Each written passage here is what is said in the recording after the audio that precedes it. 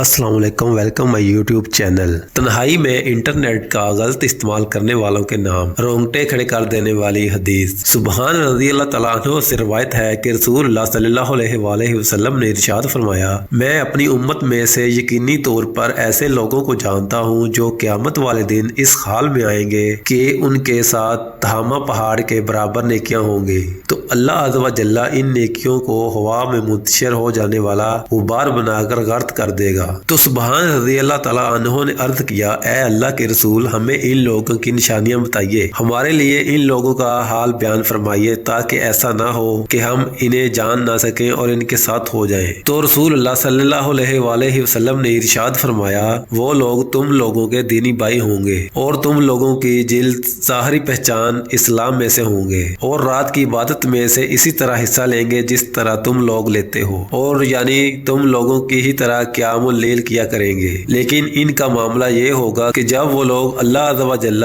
کی حرام کردہ چیزوں اور کاموں کو تنہائی میں پائیں گے تو انہیں استعمال کریں گے۔ یا اللہ، ہمیں پلک جھپکنے کی مقدار کے مطابق بھی ہمارے نفس کے حوالے نہ کر، آمین یا رب العالمین۔ ویڈیو کو زیادہ سے زیادہ لائک کریں اور چینل کو سبسکرائب کریں۔ شکریہ، ملتے ہیں نیو ویڈیو کے ساتھ۔